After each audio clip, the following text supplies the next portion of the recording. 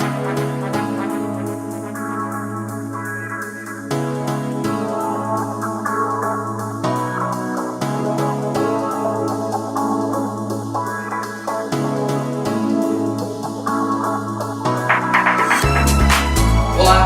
seja bem-vindo ao Pode Falar. Hoje nós estamos no nosso 22º episódio e o segundo episódio da temporada de 2026. Sempre na busca de trazer bons conteúdos e profissionais que agreguem bons valores à nossa vida. Hoje eu conheço e trago a psicóloga Beatriz Marques. Olá, tudo bem, gente? É um prazer estar aqui, Edu. Muito obrigada pelo convite. Nós que agradecemos. Visibilidade, pelo espaço, acho que isso é muito importante. E a Beatriz, ela se dispôs a vir falar com a gente. Ela que é psicóloga e lida com a psicologia na infância e na adolescência, sobre os desafios desse trabalho, não é mesmo? Exato. Os grandes problemas que as crianças vêm enfrentando, os excessivos delas, a participação dos pais, do sucesso do tratamento. Hoje a gente vai conversar sobre tudo isso com ela. Mas antes, eu queria que você se apresentasse primeiro pra gente. Como você escolheu a psicologia, como você chegou nessa carreira? Olha, eu costumo dizer, quem me conhece, aquela velha história, né? Quem me conhece sabe, eu já falei isso em vários lugares, que na verdade a psicologia ela caiu meio de paraquedas assim na minha vida. Eu sou de uma família de pedagogas, então todo mundo na minha casa é professor. E aí, lógico, a ovelha negra da família, né? Ao invés de também ir pra essa área, porque era muito mais fácil, eu acabei escolhendo a psicologia. Não fugi muito, porque, né, eu trabalho com criança e adolescente, não fugi muito dessa área. Sim. Mas a psicologia, na verdade, foi um presente pra mim. Eu acho que ela me mudou por completo, sabe? Ela me fez desconstruir muitos preconceitos que eu tinha. Ela me fez enxergar um mundo muito além do que a gente acha, porque a gente vive numa bolha, né? Numa bolha social muito grande. Sim. Então, ela foi um presente. Eu digo que, na verdade, eu não escolhi. Foi ela que me escolheu e hoje eu sou muito grata por tudo que ela fez, por tudo que eu acho que ela ainda vai fazer na minha vida e por todas as oportunidades e portas que ela vem abrindo pra mim. Inclusive, essa é uma delas, né? Com certeza. Eu acho que a gente sempre duvida de algumas coisas, mas o futuro tá aí pra gente viver, né? E é isso. Então, além disso, agora eu sou especialista, terminei minha pós-graduação, então eu sou terapeuta cognitiva comportamental na infância e adolescência. O meu público-alvo é mais voltado para esse, porque eu gosto muito, é uma área que me encanta muito, e por ter crescido muito, né, com uma família de professores, eu sempre tive inserida nesse mundo. Então eu acho que talvez por isso que eu também tenho escolhido esse público-alvo. Mas é o que eu falei pra você, a gente faz de tudo um pouco, né? Então eu não fico só na infância e adolescência. Mas eu acho que a minha ênfase é mais nisso mesmo, né? De certa forma. Na formação você acaba tendo contato com um pouco de tudo, assim, né? E depois você escolhe.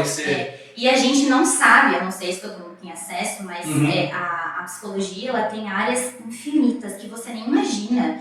Né? Então, assim, é uma gama muito alta de coisas para você escolher. Tanto que a terapia cognitiva comportamental, eu odiava comportamental na faculdade. Eu amava Freud, psicanálise. E quando eu fui para comportamental, eu falei, o que eu tô fazendo aqui? Mas, assim, é o que fez mais sentido para mim depois que eu me formei. Mas, desde de coisas surreais, assim, você passa por várias áreas, porque a gente tem vários estágios que a gente precisa fazer, então você passa por muitas áreas. Aí no final você vai se aperfeiçoando, vai gostando mais de uma coisa que te chama a mente, e aí você vai e faz essa especialização. E desde quando você trabalha com esse público-alvo? Crianças e adolescentes? Eu comecei a trabalhar em 2022, em meados de junho, julho, se eu não me engano. E comecei a trabalhar dentro do setor ABA, né, de um hospital aqui de Rio Claro. E aí depois eu recebi uma oportunidade muito bacana nesse hospital antes, né, quando eu trabalhava com ABA, eu trabalhava como atendente terapêutica. Sim. E aí eu recebi essa oportunidade para ir pro hoje Hospital Santa Filomena, onde eu atuo como psicólogo infantil dentro desse setor. Uma oportunidade dos diretores lá do hospital. Sim. E aí eu aceitei, porque a gente vai com medo mesmo, né? Claro, Antes eu era coordenada e agora, né, eu acabo fazendo essa linha de frente. E aí lá no hospital vai fazer 4 anos que eu tô lá, então assim, vai fazer 5 anos de formada, então desde então eu comecei nessa área, eu nunca fui pra outra área. Eu já comecei na infanto-juvenil, eu não tive A gente tem contato com o adulto porque a gente faz orientação parental, que é o que a gente vai conversar mais pra frente. Com certeza. Mas eu sempre estive inserida nesse meio aí infantil de desenvolvimento. Então, eu nunca tive área de atuação fora dessa temática e dessa perspectiva. Então, vai fazer uns 5 aninhos aí que eu trabalho. Já teve uma boa experiência. Já tem uma boa carga, né? Com certeza. E já entrando no nosso tema central, um dos temas centrais nossos, né, propostos pela convidada, hoje é um grande problema para os pais e para as crianças, os celulares, as telas, né, o uso excessivo de telas. Não diria só um problema das crianças, mas dos adultos também, né? Mas as crianças, assim, tá roubando muita infância deles. Né? Eu acho que, eu não sei se você tem contato com crianças, né, mais próximo, mas as crianças desaprenderam a brincar. Não se sabe mais brincar.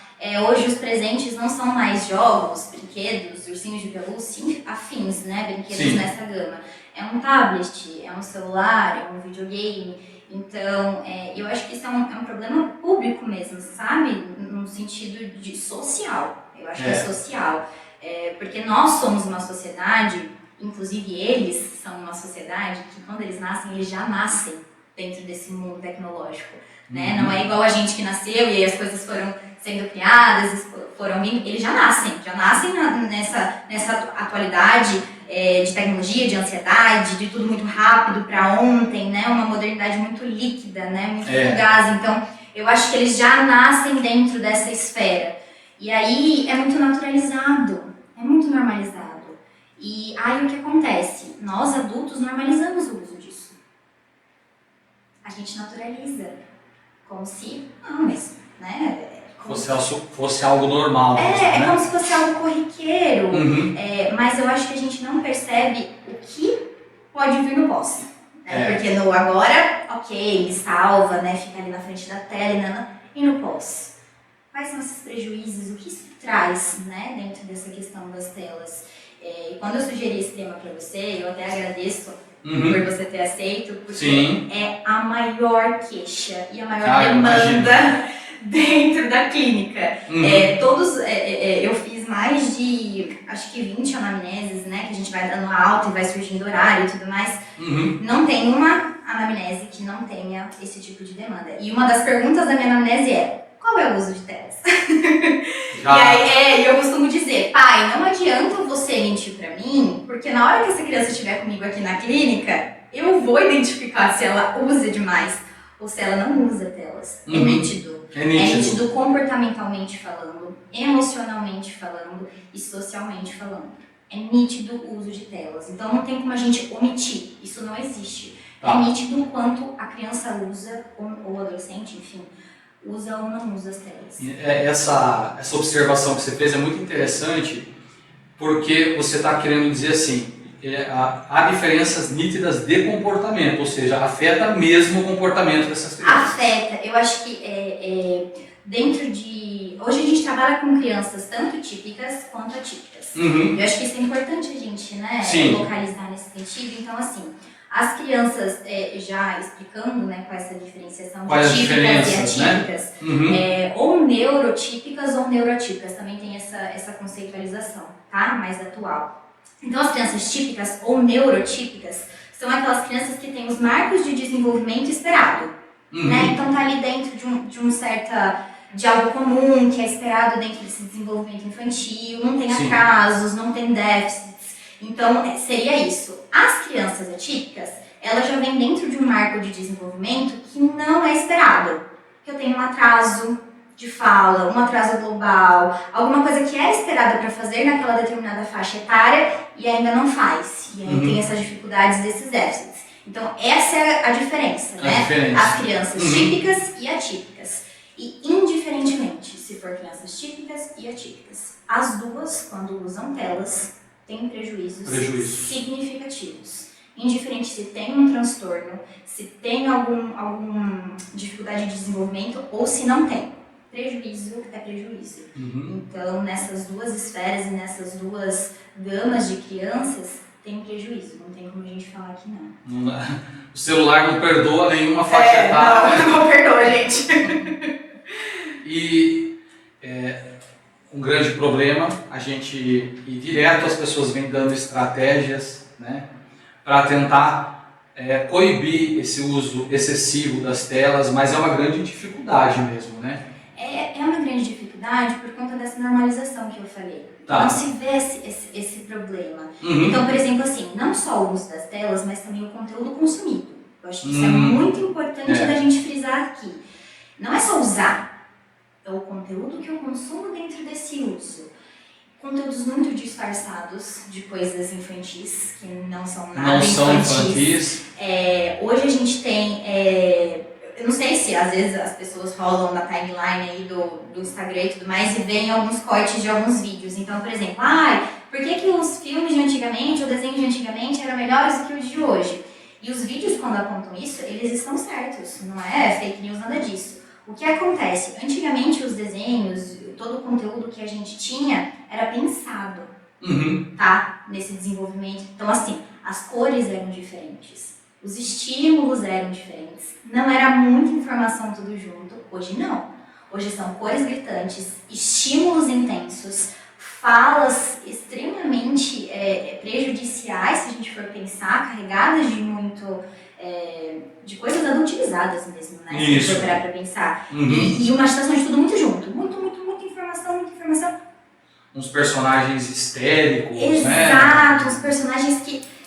eu vou dar um exemplo de um desenho aqui, da Masha e o Urso. Que todo mundo fala. Gente, a Masha é completamente um comportamento inadequado. Pra faixa etária dela, pra tudo, né? Inadequado, né? Então, assim, são desenhos que têm uma conotação prejudicial, né? Então, quando a gente fala do uso de telas, é lógico que a gente fala desse prejuízo que traz, que depois eu posso, né, falar um pouquinho mais fisicamente falando. Sim. Mas a gente traz um prejuízo de conteúdo, do que eu tô assistindo, né? Porque, assim, aqueles famosos brain rots também que se falam aquilo, daqueles memes italianos, eles prejudicam esse cérebro de uma forma que é imensurável. Eu acho Aquele tubarão com tênis, umas coisas nada a ver, né? Aquele tum-tum, sahur, sei lá, como fala. Sim. Eu, assim, vamos supor, 10 crianças na minha clínica. De verdade, 8 sabem o que é isso. O que é isso? 8 sabem o que é isso. E falam, e cantam, e tem jogos, e aí tem, né, por exemplo, a plataforma do Roblox. Uma plataforma muito complicada da gente lidar também, né? Chats online, eu não sei com quem eu tô conversando, Sim, se é com uma criança, Hoje eles proibiram, né, de certa forma, eles têm agora uma regulação, mas mesmo assim.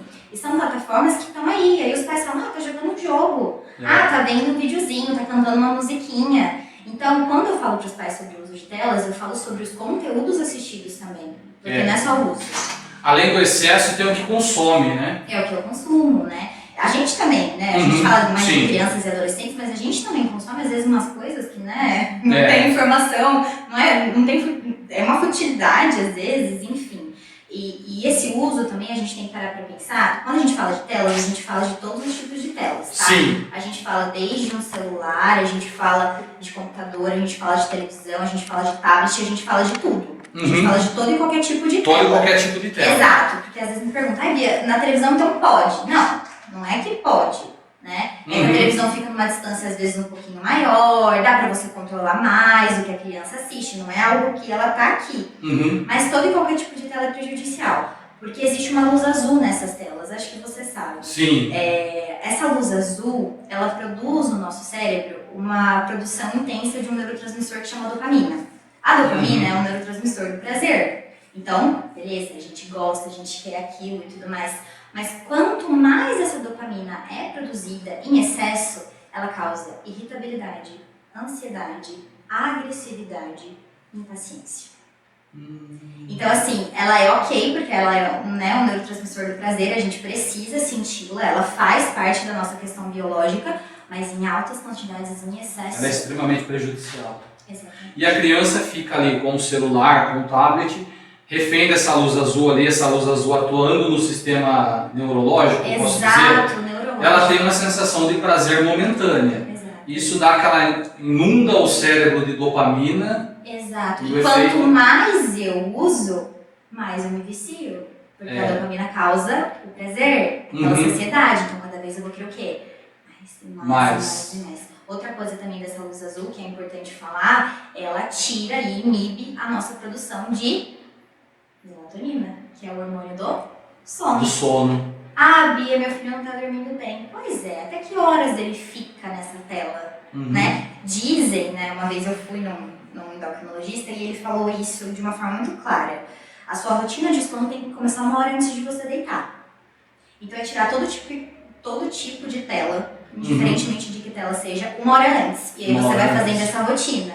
Para o seu cérebro entender que tá na hora de ele começar a produzir a melatonina, que é o hormônio do sono. Então, assim, eles dizem até que a luz tem que ser mais baixa, pra né, essa pupila não dilatar, e esse cérebro ir começando a entender que precisa dessa produção. Tanto que nenês muito pequenos, a gente coloca aquela luz regulável às vezes no quarto, né, que vai diminuir. Isso. Porque ele precisa entender dia e noite. Então, assim, aí a gente vai fazendo esse manejo. Então, assim, se o seu filho fica na tela até minutos antes de você querer que ele durma, ele não vai conseguir. E não vai ter um sono. Não vai ter um sono bom, né? Exato. E nesse caso da luz azul, tem uns recursos assim nos equipamentos que você ativa aquela luz, proteção ocular, isso ajuda? Ajuda de certa forma, mas continua sendo tela. Continuo consumindo, por exemplo, o conteúdo. E o Talvez conteúdo ajude nessa luz azul, mas eu continuo produzindo o conteúdo. Existe também, por exemplo, não sei se... Acho que quem usa óculos sabe, eles oferecem pra gente essa proteção de luz azul. Filtro, né? Exato, exatamente por isso. Se você trabalha muito no celular, você vai ter isso. Mas você vai ter um momento que você vai parar. Né? Eu acho que tudo é uma questão de responsabilidade sobre o uso também.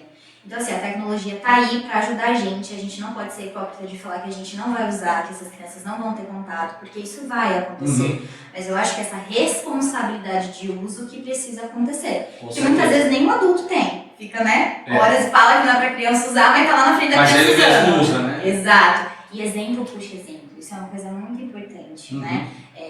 Então, eu não posso cobrar algo de alguém que eu não estou fazendo. E que eu não estou dando exemplo. Com certeza. Então, isso também é uma coisa muito importante da gente sempre lembrar. Na sua vivência clínica, no dia a dia de consultório, os pacientes que você atende, você tem percebido algumas estratégias que são mais eficazes para proibir, para diminuir esse uso? Geralmente, a gente não trabalha com proibição. Porque a proibição, ela tende a aumentar aquele comportamento de ocorrer. Né? Então, tipo assim, o proibir talvez funcione naquele momento, né? Talvez naquele momento surta um efeito, mas e a longo prazo? Porque a gente não pode pensar a curto prazo, a gente tem que pensar a longo prazo. Com certeza. Então, assim, o que tem funcionado muito é eu realmente, dependendo da idade da criança, jogar real, igual eu tô fazendo aqui, contando de uma forma muito lúdica, claro, porque numa terapia infanto-juvenil não funciona assim a gente ter essa parte lúdica. Porque é esse lúdico, por isso que eu falo que brincar é importante, porque é esse brincar e esse lúdico que faz com que isso seja memorizado de uma forma tão intensa que essa criança vai sempre rememorar isso e lembrar isso. Então, o que eu tenho feito muito com eles é rotina de uso. É exatamente o que eu falei pra você. É tipo um cronograma. Pode ser dentro do que eles quiserem, pode ser até dentro de um tablet que eles tenham, aqueles planners e tudo mais. Não tem problema. Quando a gente usa a tecnologia a nosso favor e para coisas positivas, ótimo. Até porque eu falei aqui que posteriormente as crianças vão crescer. E elas vão ter acesso a isso. Sim, com certeza. Então, é muito melhor, ao invés de a gente proibir, esconder, tirar, não, você não vai usar, não sei o quê, é você ensinar esse uso, um uso consciente. Porque não vai adiantar proibir. Uma hora eu vou ter esse excesso, porque uma hora eu vou crescer, uma hora eu vou precisar ter esse excesso até por conta de comunicação e tudo mais. Sim. E hoje a gente sabe que nós somos uma sociedade tecnológica e a gente não fica, tá? Bia, você fica... Não fico. Então, eu também preciso me policiar em relação a isso. Mas essa responsabilidade de uso, como eu uso isso. Então, vamos lá. Posso usar? Posso. Então, vamos lá. Quantas horas? Não. E aí a gente vai fazer indústria química junto com as crianças. Tem pais que preferem criar essa rotina em casa com as crianças e tem pais que trazem um material pra mim e aí eu crio junto na clínica essa rotina com a criança. Depende muito do que esse pai prefere, ou do que essa criança escolhe também, porque às vezes a criança fala, eu quero montar com a tia Bia dentro da clínica. Ótimo. Vamos montar então em casa e tudo mais. E até é bom, porque existem pais que também são super viciados, né? nessas telas e tudo mais. Então, quando se cria essa rotina, eu já peço pro pai, ó, você vai entrar dentro dessa rotina. E todo mundo em casa vai entrar. Porque não adianta cobrar só da criança. Sim. E você percebe bastante resultado positivo nessa prática? Sim. Tem tido bastante resultado? Tem. Eu vou compartilhar, claro, aqui dentro da ética, mas um caso, sem citar nomes, óbvio, Sim. mas de uma criança, ela tinha, se não me engano, acho que 4 anos. Ela chegou a mim com essas queixas, inclusive até suspeitava-se de diagnósticos mesmo, de um autismo ou um TDAH. E eu, calma, vamos avaliar, vamos ver, né, quais esses marcos de desenvolvimento. Conversei com a escola falou que dentro lá do ambiente era super diferente do que a mãe relatava dentro de casa. Tá, então a gente tem que achar um antecedente do que está acontecendo para essa criança apresentar pelo menos esses comportamentos dentro do ambiente de casa. Aí a mãe, e aí você percebe nas falas da criança, hoje eu assisti hoje e começa a reproduzir algumas coisas. Aí eu falei, mãe, assim, quanto tempo ele fica nas telas? Aí a gente conversou sobre tudo isso, eu falei, vamos fazer uma experiência? 1 semana. 1 semana sem telas mesmo. Tá bom, Bia, se propôs. Mamãe super participativa, né? Porque isso também é muito importante, igual a gente vai falar. A gente propôs isso. Na primeira semana, ela, Bia, eu vou desistir. Todos os dias ela mandava mensagem, eu vou desistir, porque o que acontece? Quando você tira, a tendência do comportamento é dar uma aumentada. Então fica mais irritado, fica mais ansioso, fica talvez mais agressivo, se esses forem os comportamentos. Então vai intensificar. Aí eu falei, só mais 1 semana, todos os dias. Só mais um dia, só mais um dia. E aí eu lembro que quando ela voltou na semana seguinte, ele era completamente outra criança. É assim, surreal. Eu queria muito ter gravado isso, muito ter como comprovar, mas a mãe sabe do que eu tô falando. E foi surreal. E aí... Uma semana. Um jejum de telas de 1 semana. Uma semana. Foi super difícil. E para uma criança que já estava até beirando um diagnóstico de algum... Exato, um diagnóstico que ia ser errôneo. Um diagnóstico que ia rotular pro resto da vida dessa criança. Olha que coisa. Então, assim, muitas queixas que chegam, principalmente de TDAH, que é o transtorno do déficit de atenção e hiperatividade, eu já fico com o pezinho ali atrás. Será que é ou será que é o uso demasiado das telas? Porque isso também pode ser. Isso pode ser. Exato. Olha que interessante, né, gente? Conversar com quem sabe, com quem é apaixonado pela profissão é outra coisa, né? Ai, obrigada, eu fico muito feliz. Não, porque você trouxe assim... Você esclareceu de uma forma simples, por exemplo, a questão de inundar o cérebro de dopamina. São coisas que os pais não estão pensando nisso. E são coisas, talvez, que seja uma falta de informação. Mesmo, no sentido de conhecimento. Porque às vezes a gente vai vivendo no automático, né? Vai ligando no automático e vai vivendo. Por isso que eu falei, muito naturalizado. É muito normalizado dentro de uma sociedade, né? Hoje quem não tem um celular, né? É muito, tipo, esquece o celular em casa. Mas cadê o seu celular? Esqueci. Assim, você esqueceu o seu celular em casa? Então é muito normalizado. Ele se tornou parte do nosso corpo já, um órgão praticamente. Exato, mas você vai no bolso e fala, cadê meu celular? Ai meu Deus, e agora? Você fica meio surto também, né? Nossa, realmente. Mas olha, nesse primeiro bloco a gente conseguiu, acho que chegamos no objetivo, que era de esclarecer a questão das crianças neurotípicas e neuroatípicas. E o importante é que o celular e as telas causam prejuízo para ambas. Todas as crianças e adolescentes terão prejuízos grandes. E os adolescentes dentro da fase que eles vivem também, né? É muita coisa, é muito hormônio, é muito isso, é muito aquilo, muita dificuldade de socialização. Então ele já tem uma carga muito grande de coisas que ele tem que lidar. E aí você vai deixar esse adolescente nesse uso, né? Eu sei que para os adolescentes é mais difícil fazer essa regra. Por isso que com o adolescente eu jogo mais a real. Eu falo, esses são os prejuízos, você está disposto. E aí o adolescente dá uma titubeada ali. Pensa um pouco, né? Pensa um pouco. Mas acaba sendo um pouco mais difícil, talvez, com os adolescentes por conta desse controle, que acaba saindo um pouquinho. Mas vale a regra para todo mundo. Para todo mundo. E no segundo bloco a gente vai falar sobre a importância da adesão dos pais. Os pais, quem acompanha o tratamento, os responsáveis. A adesão deles nesse tratamento, nessa conduta, em auxiliar os profissionais, os psicólogos, a realmente que aquilo aconteça na casa, que a rotina seja aplicada e os bons resultados de tudo isso. A gente volta no segundo bloco.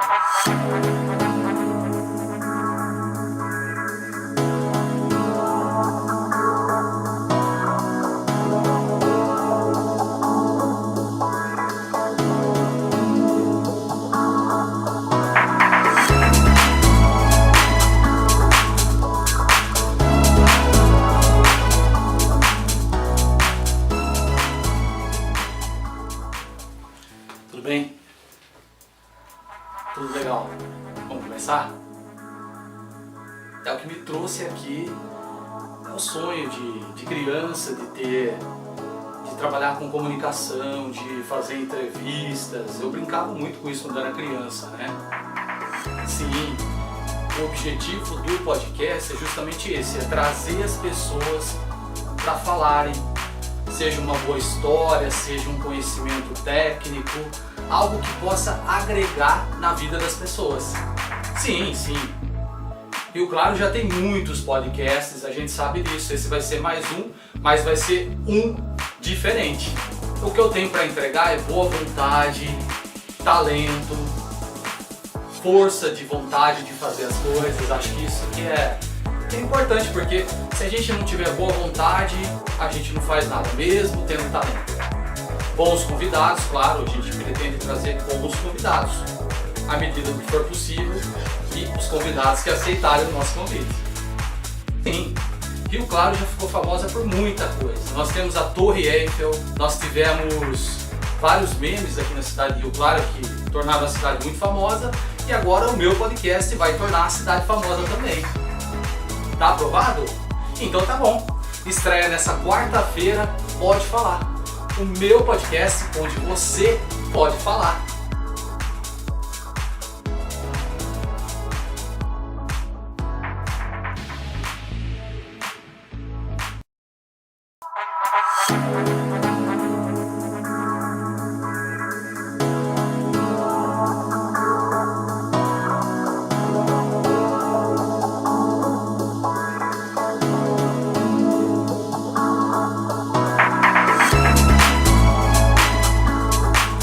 Voltamos ao nosso segundo bloco de conversas. Hoje o Pode Falar recebe a psicóloga Beatriz Marques, que veio falar com a gente sobre a rotina dela no consultório, atendendo crianças e adolescentes.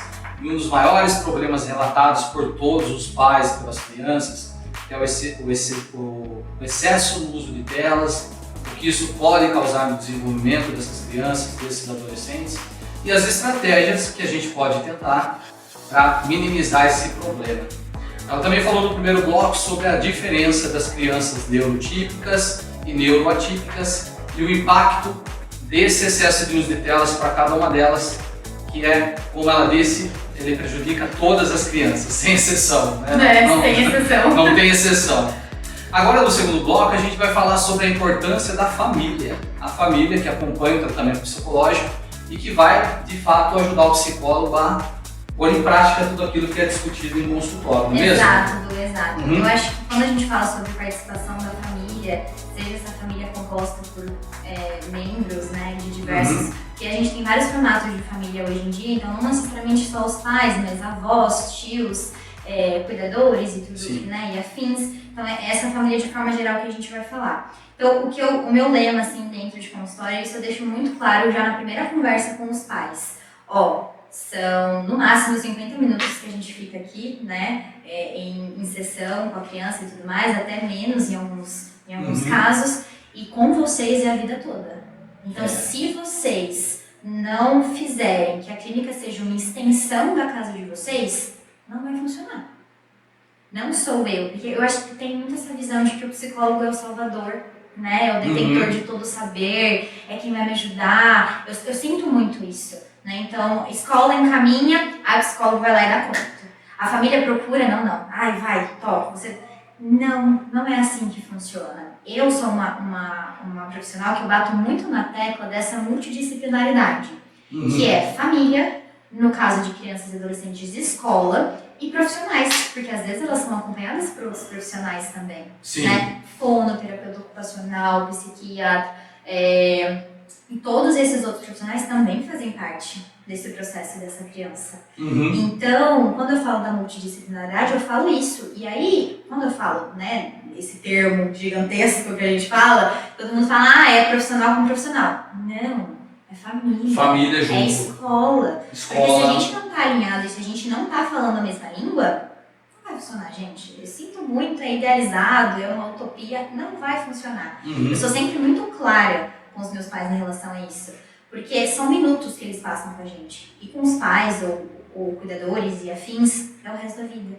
Então precisa ser uma extensão. Então quando eu falo sobre essa participação, eu acho muito importante a gente pontuar, Porque não adianta nada. É igual aquele jogo, vou fazer uma análise agora, porque, né, psicólogo infantil traz sempre essas análises de jogo. O caiu, perdeu, ou o famoso Jenga, antigamente, que é aquele que você vai construindo a torre e você tem que tirar as pecinhas, mas não pode deixar a torre cair. Esse é o trabalho do psicólogo. O psicólogo vai, monta a torre. E aí vai ter algumas dificuldades no meio desse caminho. Ele vai com cuidado, tirando as pecinhas e montando de novo. Aí vem a família, tira uma peça aleatória do meio. Derruba tudo. Ou escola. Ou, enfim. E aí você olha e fala, tá bom, deixa eu começar então de novo. Então é como se a gente construísse, e se não tiver isso fora, se a família não perpetuar isso de certa forma fora dessa clínica, vai ficar nesse eterno jogo de cai, não cai. Cai, não cai. Monta, desmonta. Então, quando a gente fala da participação da família, da escola, também é nesse sentido. Ainda mais se a demanda, e a queixa vem da escola, tá? Isso é muito importante falar. Porque eu não vou conseguir estar todos os dias naquela escola. Eu vou passar as orientações, eu vou conversar, eu vou fazer reunião, mas a escola também precisa ter manejos. É claro que a gente sabe hoje que existe toda uma problematização dessas escolas, no sentido de formação continuada, de recursos que essas escolas às vezes não têm, eu super entendo em relação a isso. Mas esse manejo também precisa ser nesse ambiente, porque o ambiente molda o comportamento. Então, às vezes, aquele comportamento acontece só naquele ambiente. Né? Então, isso a gente precisa ficar muito atento também. Tem comportamentos, então, que a criança é em casa e tem comportamentos que é na escola. Isso depende da situação do ambiente ali. Vou dar um exemplo muito claro. Bia, ele começou a ficar agressivo. Em algum ambiente está tendo uma agressividade. Está tendo um ciclo ou de violência ou de uma agressividade verbal, física. Alguma coisa está acontecendo. Porque essa criança não vai ficar violenta do nada. Do nada. Né? Sem ter algum antecedente, alguma coisa. Então, por exemplo, quando a gente fala do ciclo da violência, a gente fala muito sobre isso. Exemplo puxa exemplo. Então, eu preciso ficar muito atento. Então, se eu grito, a tendência dessa criança é gritar. Ou achar comum alguém gritar com ela. Alguém gritar com ela. Entendeu? Eu vou normalizando algumas coisas porque fazem comigo. Então, eu acho que isso é uma coisa muito importante também, né? Da gente pontuar. Que exemplo puxa exemplo. Então, falando mais dessa questão das telas, não adianta eu falar pro meu filho que ele não pode usar tela e eu chegar na minha casa e eu ficar na tela. Ficar na tela. E o meu filho tá, vamos brincar, vamos isso, vamos aquilo. Pai, hoje na minha... E eu não tá absolutamente prestando atenção no que ele tá falando.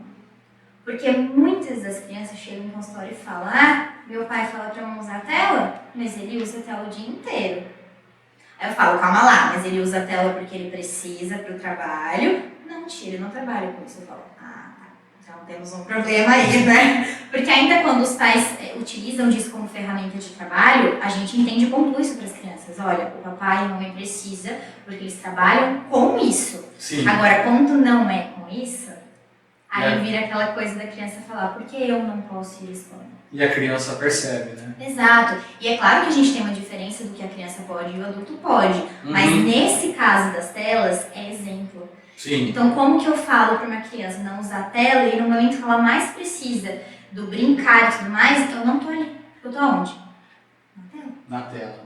Né? Então, quando a gente fala dessa participação, é esse adulto também se policiar no sentido de que eu também tenho participação nesse processo psicológico.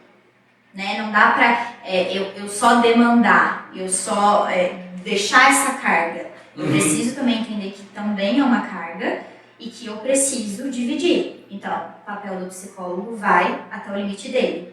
Depois entra o papel da escola até o limite dela. E depois entra o papel da família até o limite. Sim. E aí, cada um dentro desse limite vai agregando. Né? Vou dar um exemplo muito claro. A criança chega pra mim com uma questão de aprendizado. Identifiquei, vou lá, faço estímulos através de jogos, mas não sou eu que vou trabalhar essa parte do aprendizado. Provavelmente é uma psicopedagoga. Se tiver alguma dificuldade de fala, uma fono, eu não posso fazer isso. Existem profissionais para fazer isso. Sim. É o meu limite terapêutico. Então, quando eu chego nisso, eu preciso dessa ajuda, desse suporte. Então, é mais ou menos isso que acontece quando a gente fala da participação dos pais. Eu consigo ir até aqui. Eu falo isso para os pais, eu não estou conseguindo mais daqui. Se vocês não me ajudarem do lado daí, a gente vai ficar girando em círculos. Girando em círculos. Como aquele hamster, sabe? Daquela roda que fica fazendo assim. É exatamente isso. E você tem muitos casos, assim, na sua vivência terapêutica, que gira em círculos e as pessoas não percebem ou não querem ajudar? Existem pais que já chegam no consultório e falam, eu já estou fazendo terapia. Eu acho isso maravilhoso. De verdade, eu acho isso maravilhoso. Porque é como se estivesse justificando assim, Bia, não precisa falar, eu já estou fazendo terapia, eu já estou sabendo que tem um dedo meu aí, entendeu? Eu estou sabendo. Então tem pais que são muito participativos, são muito abertos, estão realmente dispostos. E tem pais, talvez por uma desinformação, ou talvez por achar que nós somos o salvador ali, eles acabam depositando tudo isso na gente. E esses são os casos que a gente não consegue sair do lugar, dependendo da forma. A gente vai fazendo como se fosse uma contenção de danos, vamos dizer assim, porque a gente sabe que a gente não vai ter essa participação da família. E aí a gente vai, montando esse muro, vamos dizer assim, para que essa criança aprenda a lidar com essas limitações que existem. Mas a gente não vai conseguir sair do lugar. Não sai do lugar. A gente não vai conseguir montar esse muro todo mundo junto, de certa forma. Porque eu não tenho essa participação. Eu não tenho essa crença dessa família nisso. Entendeu? É de acreditar também. Sim. Porque tem gente que chega no consultório e fala, eu procurei porque o pediatra encaminhou, porque o psiquiatra falou que era bom. Se você já vai não acreditando no trabalho, ele não vai fazer sentido. Né? Então isso também é muito importante. Eu preciso acreditar no que aquele profissional. Tem muitas mães que às vezes procuram e já falam, olha, o pai não acredita. Olha, o pai acha que eu tô doida, o pai acha que eu tô procurando pelo em ovo e não acredita. Então a gente já sabe que com aquela mãe a gente vai conseguir. Mas se tiver alguma demanda daquele pai, do pai, ou ao contrário, tá? Ou às vezes eu tô falando porque às vezes as mulheres tendem a acreditar um pouco mais, nós somos um pouco mais resistentes. Apesar de que eu tenho bastante meninos na minha clínica e eu fico muito feliz, tá? Em relação a isso. Porque os meninos tendem a ser um pouco mais resistentes por conta de toda essa questão histórica que vem, né? Isso. De emocional, de que o homem não pode da ser... Da própria educação mesmo, né? Dessa normatização também. E aí a mesma coisa, tá? É a mesma coisa. E às vezes os meninos, eles sentem muito mais isso, né? Então, quando eu dei alta esses dias para um paciente... eu não queria parar de vir aqui. Eu falei, eu sei, mas você não precisa mais vir aqui. E aí eles se apegam também de uma tal forma que aí eles acreditam. E aí vai fluindo. Mas eu preciso acreditar. Eu acho que em qualquer trabalho, né? Sim. Eu preciso acreditar, porque senão não dá. Não dá. Você tem que acreditar no resultado positivo sempre. Exato. Independente de qualquer circunstância. E fazer o seu melhor, né? Exato. A gente sempre tenta fazer o nosso melhor. Mas é importante também... queria colocar aqui nesse espaço que nós profissionais, gente, a gente se frustra também, tá? Muito! Eu até pergunto, na hora que você falou a questão de ficar em círculos, eu ia colocar, deve ser um pouco frustrante também, né? Pra lidar com isso, né? É muito frustrante porque a gente acha que a gente não tá conseguindo, porque a gente tem um plano, né, de psicológico, individualizado para cada criança, a gente tem... às vezes as pessoas falam, vai lá só pra brincar. A gente escuta muito isso, principalmente terapeuta infantil. Vai pra brincar, o que você fez hoje? Pintou, só isso! Mas tudo que a gente faz, todos os propósitos que a gente tem de intervenção que a gente faz dentro da clínica, tem um motivo. Sim. Tem uma teoria por trás, tem uma explicação por trás. E aí quando a gente não consegue atingir por conta de participação e afins, né? Ou quando a gente vê que dali a gente não vai conseguir porque a gente não vai conseguir atingir outras esferas, a gente se frustra. E a gente se frustra muito. Eu imagino. Porque, querendo ou não, quando a gente fala que a gente não pode ter muito vínculo terapêutico e tudo mais, gente, teoria é diferente da prática, tá? Estudantes de psicologia é diferente. A gente faz vínculo, a gente se apega, a gente se preocupa. Claro que a gente tem que saber dividir, porque senão a gente fica... Não, a gente não pega o nosso, né? A nossa vida. Mas a gente pensa, a gente traz pra gente, não tem? Porque a gente é ser humano. Sim. Né? Tem uma frase muito legal do Jung, que eu gosto muito, que é: conheça todas as teorias, domine todas as técnicas, mas ao tocar uma alma humana, seja apenas outra alma humana. E eu levo muito isso pra mim. E eu tô tocando almas muito pequenas, em pleno desenvolvimento, que não tem experiência de vida. Não dá pra cobrar dessas almas experiência de vida. Eu preciso criar nelas, né? Então eu acho que é muito isso também. Nossa, é super bacana. Essa frase é muito profunda, realmente, né? E a gente A gente acompanha, né? Eu também tenho filho, acho que quem é pai, quem é mãe hoje em dia sabe as dificuldades de se criar os filhos no mundo atual, no modelo de sociedade atual, Exato. com todas as informações, tecnologias, e você também não pode criar seu filho, como a gente comentou no início, longe disso, porque ele vai precisar disso lá na frente. Não dá pra te colocar numa bolha, né? Não tem como. Senão sofre mais lá na frente. Mas até o que você colocou muito bem no início, gerenciar o conteúdo. Realmente, quando você falou esse conteúdo italiano aí, meu filho uma vez apareceu com o celular isso aí. E eu achei estranho, porque eu falei, gente, isso aí não tem o mínimo sentido. Não tem nem pé nem cabeça, literalmente, né? É uma coisa juntada com a outra, que pega a outra e tudo mais. E eu também tive acesso a isso, antes da clínica, aos meus primos, né? Eu tenho muitos primos pequenos na minha família. E começou-se, né, com isso e tudo mais. E até o momento você fala, nossa, que engraçado, né? E aí a hora que você para pra ver, pra assistir e tudo mais, você fala, isso não é engraçado. Isso não é conteúdo infantil. Isso é um conteúdo eles falam mesmo, eu não sei o termo agora, tá, em inglês pra usar, mas é como se fosse um apodrecimento do cérebro. E aí, como que fica? Né? E hoje eu usei esse termo para um paciente que falou sobre isso, eu falei, vai ficar igual uma maçã podre, vai apodrecer ele. Sério? Eu falei, sério? Eu falei com o meu filho essa semana, eu fui caminhar com ele no Lago Azul, no domingo, e eu falei para ele, quem fica com muito celular, o cérebro vai ficando, você deixa de pensar do jeito que você tem que pensar. Falei numa linguagem assim, né? Com certeza. Para ele. Com certeza. Falei, já está comprovado isso aí. E aí eu acho importante também a gente salientar aqui que tudo que a gente fala, que às vezes eu acho que alguns pais sentem isso. Fala porque é profissional, fala porque quer que tudo seja perfeito. E igual você falou, na vivência é muito difícil. Eu não sou mãe, então assim, eu não tenho o famoso lugar de fala para isso, mas eu acompanho há muito tempo todo esse desenvolvimento infantil. Sim. Então, eu entendo que é difícil. Eu entendo que às vezes não tem rede de apoio, que às vezes o celular e as telas acabam sendo rede de apoio, porque a mãe precisa fazer isso, precisa fazer aquilo, também precisa descansar. Eu entendo sobre tudo isso. Mas existe um ponto que chama-se responsabilidade afetiva e coafetiva para com o outro. Sim. Então, a partir do momento que eu tenho um filho, eu preciso entender que eu tenho uma responsabilidade para com ele. E aí, essa responsabilidade entra em muitas esferas e muitos assuntos. Mas é muito mais fácil dar no celular uma tela, eu concordo. É muito mais fácil, porque a gente precisa também, porque vocês não são só pais, são muitas outras coisas além de pais, é esposo, é trabalhador, é isso, é aquilo. Mas aí eu bato na tecla aqui.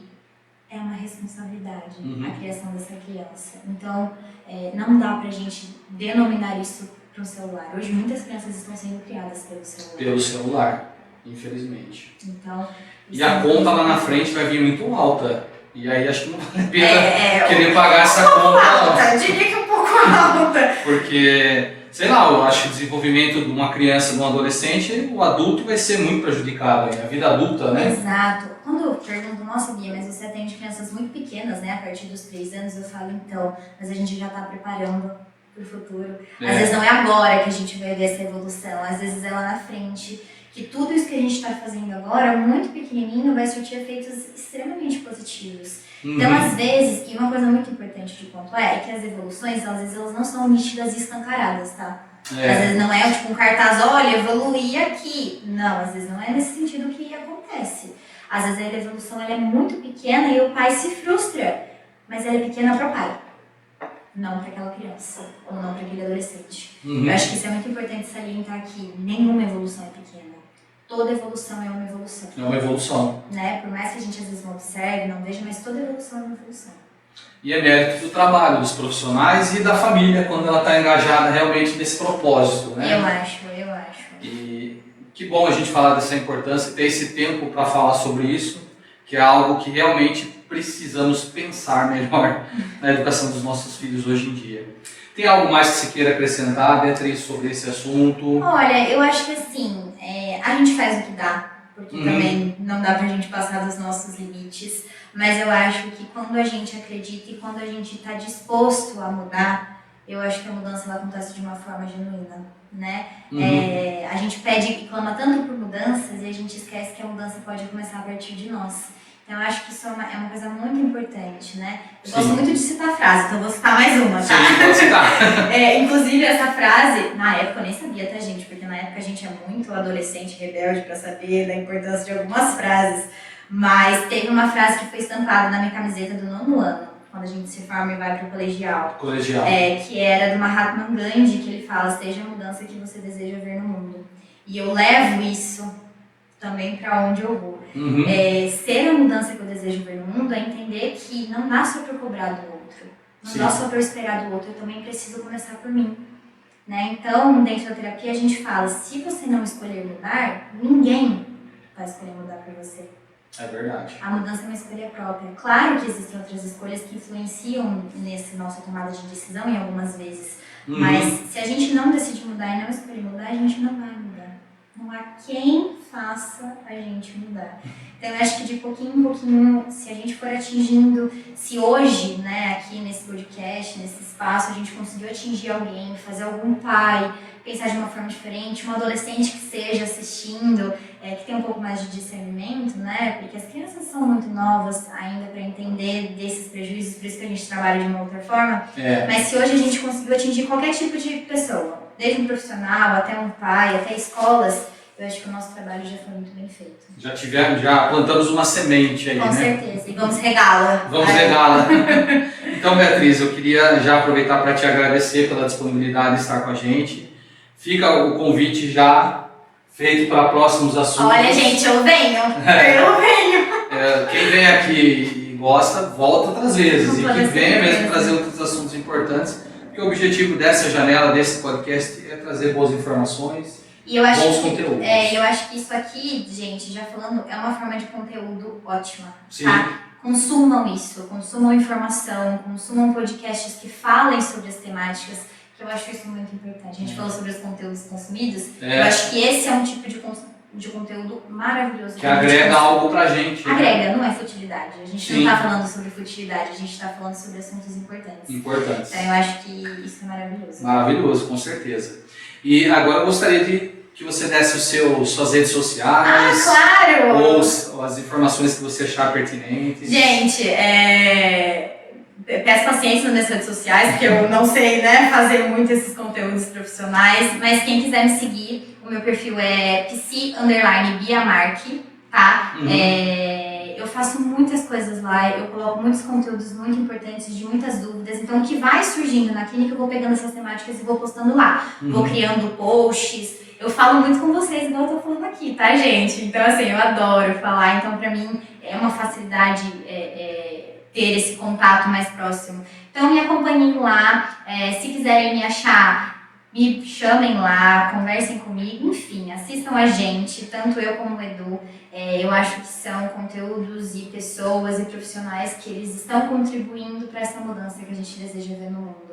Com certeza. Então, eu acho que é isso. Nós estamos procurando fazer a nossa parte, né? Eu acho, mas eu acho que fazendo a nossa parte de pouquinho em pouquinho, eu acho que a gente vai conseguir. Eu sou muito positiva. Eu também. De certa forma. A gente já está no 22º episódio. Quando comecei, falei, nossa, será que eu vou ter convidado para tudo isso? Vai ter, a gente vai trazer um monte de gente e a gente vai estar aqui de novo para falar sobre outros assuntos. Agradecer muito você, tá? Então, novamente, obrigado por tudo aí. Não te conhecia, mas fiquei muito feliz de te conhecer, de receber sua indicação e de ter todo esse conteúdo, essa informação aqui com a gente, que agregou, de certa forma, assim, uma mensagem importantíssima para mim como pai, né, para quem acompanha, que é pai, que é mãe. Acho que eu sempre aprendo algo aqui, né? Isso é muito bom, né? Estou aqui diante de vocês, mas eu estou só captando e trazendo para minha vida. Isso é maravilhoso, eu acho que a gente aprende todos os dias, com todo certeza. mundo que passa pela nossa vida, tanto de uma forma negativa quanto de uma forma positiva. E eu acho que isso é a vida mesmo, né? Com certeza. E também agradecer a vocês que nos acompanharam até agora, você que acompanha pelos cortes ou que acompanha o conteúdo completo, a gente tem para todas as preferências, acho que é assim. Todos os gostos. Todos os gostos e todas as preferências.